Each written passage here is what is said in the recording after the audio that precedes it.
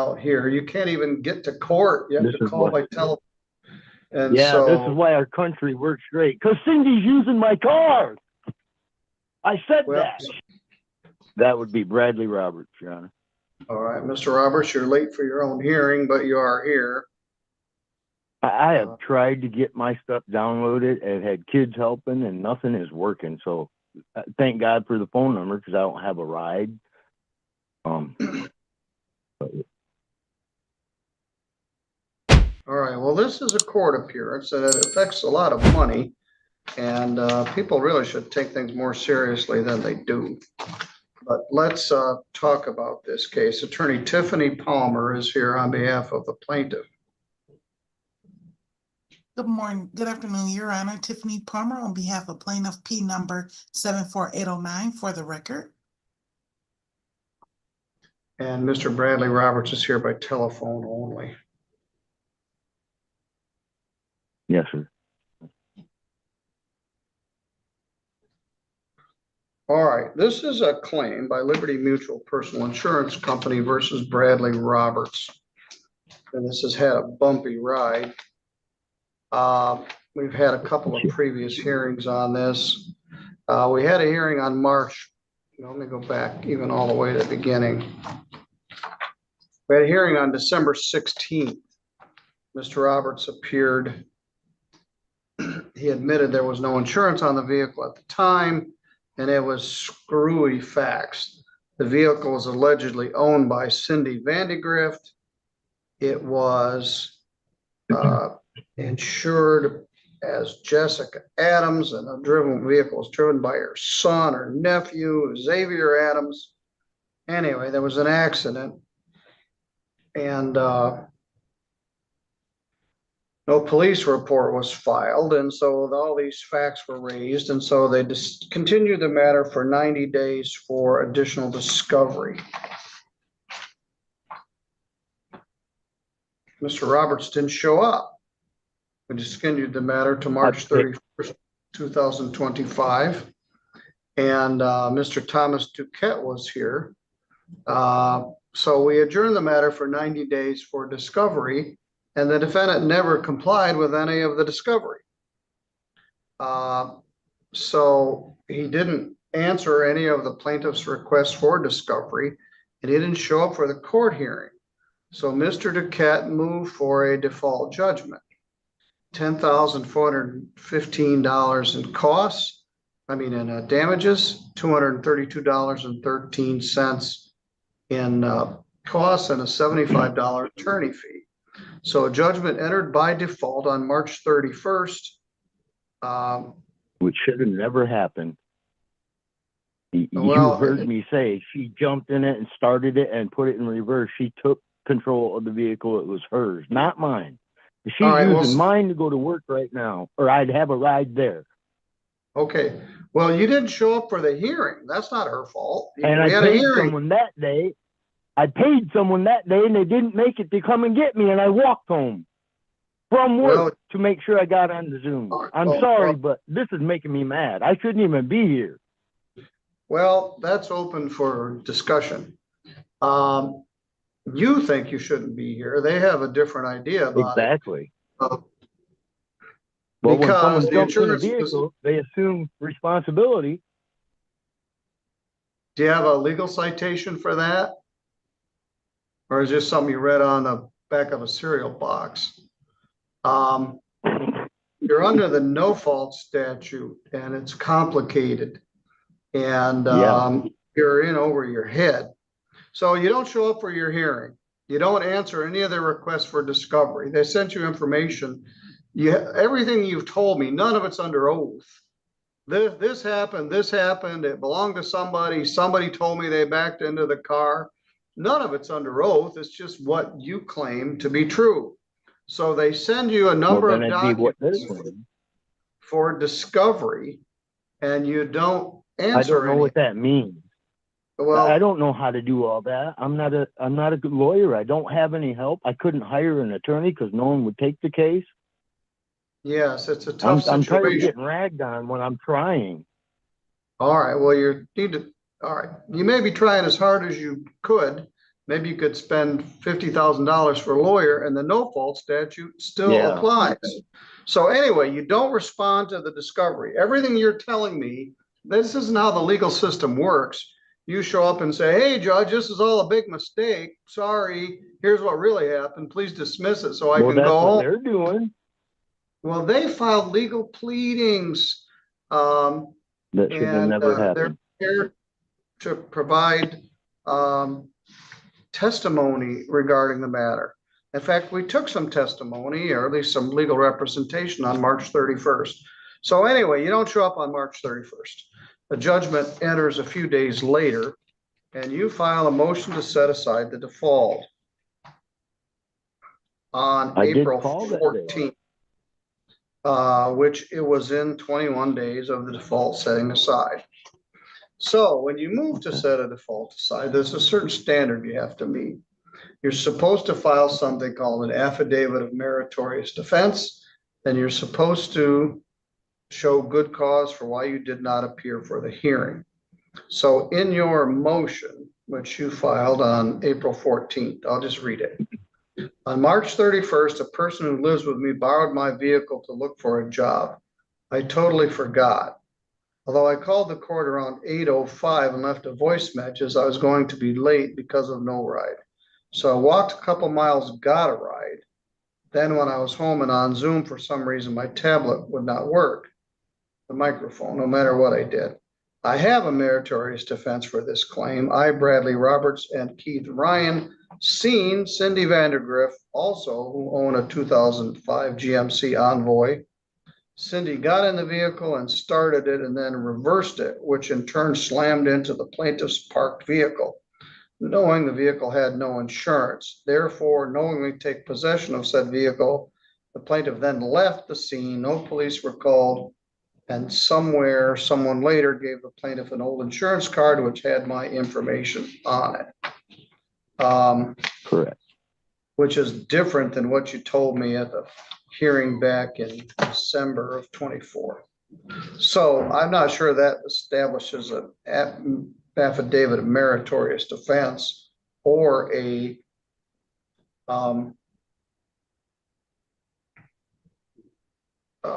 legitimate reason for not coming. I don't have any notes in the file that you called. I don't say that you didn't. The hearing was at 8:30. At any rate, I called the hall and checked around and you weren't here. So having laid the premises out, Ms. Palmer, what's your position here? Our position is that the defendant has not met the statutory burden in order to set the judgment aside. As the court has indicated,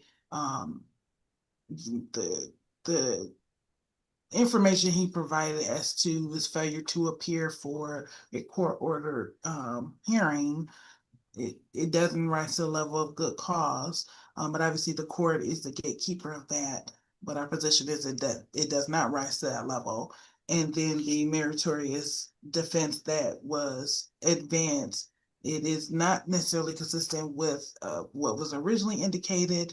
And this could have been helped if the defendant had answered the discovery. So right now we're not exactly sure what the defense is.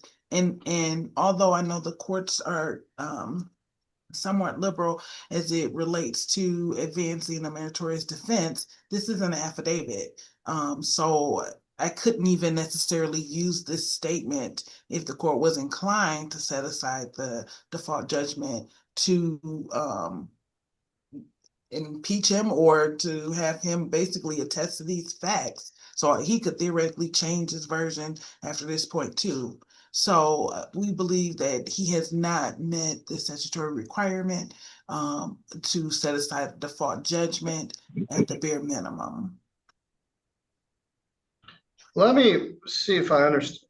Mr. Roberts, are you contending that this is a completely different vehicle? No, it's the same vehicle.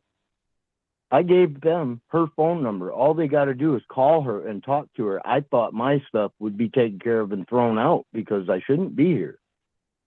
She said, here's my information, and she lives with me still. you know, it's simple. Contact her and not me. I didn't do it. And they haven't contacted her at all. All right, but one thing that you, from the beginning, failed to accept is that you're the insurance holder on the vehicle. Yep, I was. That's what started all this, because someone got my information. Yes.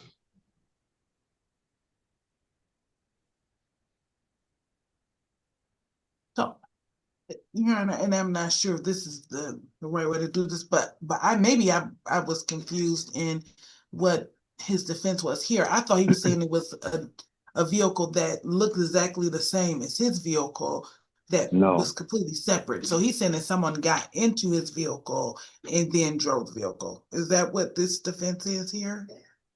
Yes, she got into her 2005 Envoy and yes, drove the vehicle.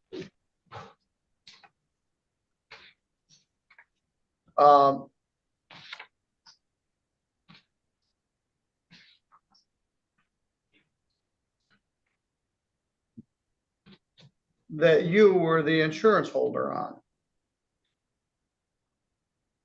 Well, used to be at that moment though, and she knew there was no insurance on it because it had lapsed. I wasn't driving it. It was parked.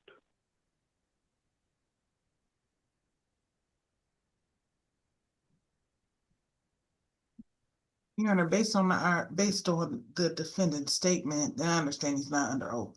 And I misstated maybe in how I responded to the meritorious defense. But if he was the title owner, registrant, or constructive owner of the vehicle, he's still legally responsible for whoever's driving the vehicle if they had permissive use. Yes, he doesn't understand. But his argument is. But then when she jumped in it, yeah. She drove it all the time. You guys were playing fast and loose with the rules. The car was titled in somebody's name, insured in somebody's name, driven by somebody else. There's an accident and the insurance is in your name and now you're outraged. It's your own fault. Then none of this is under oath. I don't know who this car is registered to. I don't know that she's the registered owner. I don't know all this other stuff you told me on December 16th. What you told me in the other letter is different. Somebody's getting confused because it's simple. Cindy Vandigrift is the owner. I borrowed it because she wasn't driving it. So I insured it. Then I quit driving it and it was parked. Cindy Vandigrift's still the owner. And then Cindy Vandigrift day, all we know about that is what you're saying here, and you're not under oath. You never filed. Right. And I'm saying call her and she'll tell you all. That isn't how it works. They sued Well, it should have been, because I shouldn't be here getting upset. And you shouldn't have to deal with me. Well, I wish it were true. Yeah, I know. Okay. All right. I'm sorry. So they send you a bunch of documents to ask you these questions. Who's the car registered to? Show me the title. Who is your insurance carrier? When was it insured? You didn't answer. How would I have the title if I don't own it? So I have no idea to fill this stuff out. No idea how to do it. So all you have to do is show up and say, hey, I don't own this. I don't have any proof that I don't own it, but they're showing that you're the insurance. I did that the first. Wouldn't that be the first meeting we had when I left them her phone number and contact info? It would have been taken care of. If they would have followed through and said, okay, you're not the owner, I'm going to call this number, they would have found out who the owner was legally.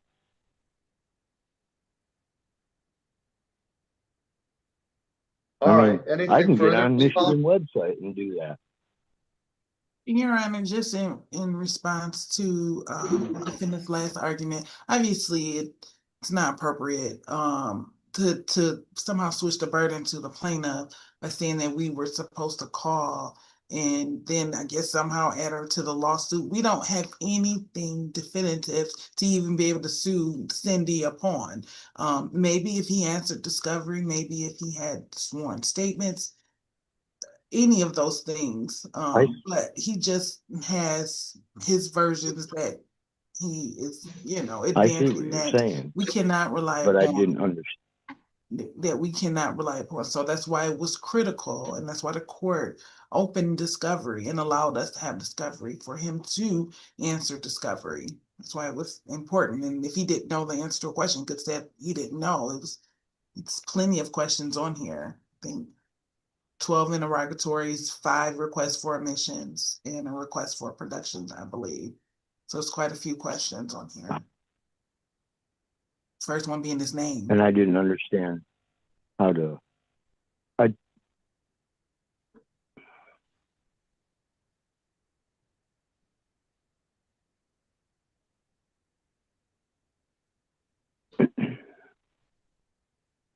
Mr. Roberts, you point out a good and valid point. People get involved in a general civil lawsuit. They don't understand the rules.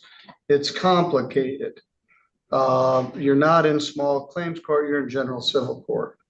And every day this week, including tomorrow, I have multiple people who are driving around with no insurance. And last week on Thursday, I had 7. Probably had 10 last week. I probably have 10 this week. And you point out what happens when you're driving around without insurance. You get into the weeds when you get sued by the other party's insurance company for an accident. And you're in the weeds, all right. You barely filed an answer. You didn't show up for the hearing. You didn't answer any of the interrogatories. And you haven't shown an affidavit of meritorious defense. And I'm not sure we have good cause for why you weren't here. So your motion to set aside the default is denied. Good cause and meritorious defense were not established. Now, you can sue her if you think she's more liable. She doesn't have any money either, and I doubt they're going to get any money out of you. But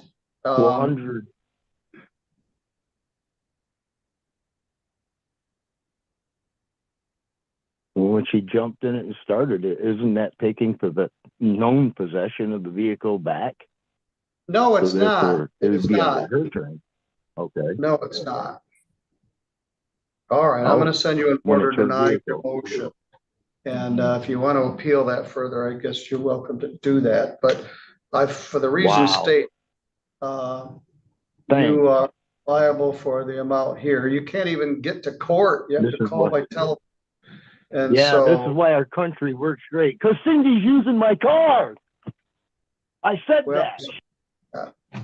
Sorry about Cindy using his car, but that isn't going to go very well forward. But for all the reasons I stated, he didn't show up for the hearing. He didn't answer the interrogatories. He didn't show necessarily good cause for why he wasn't here. He didn't file an affidavit of meritorious defense.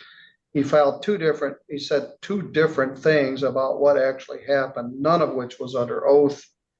And he just doesn't understand, and he'll be mad no matter what I try to say. So this is another case of it is what it is, and another abject lesson for don't drive around without any insurance on your car, and don't have somebody own it, somebody else insure it, somebody else, nephew or son drive it. When the wheels fall off, it can be very expensive. All right, Ms. Palmer, maybe we'll hear more about that, or maybe we won't, but I've denied his motion and I've signed the order to that effect. Thank you, Your Honor. All right, thank you. You have a great evening. Afternoon. All right, it'll get better after this. I said I got 4 clunky small claims on a criminal case, so I probably got more people that won't like my rulings, but we'll just keep Well, have fun, Your Honor. All right, thank you. Thank you.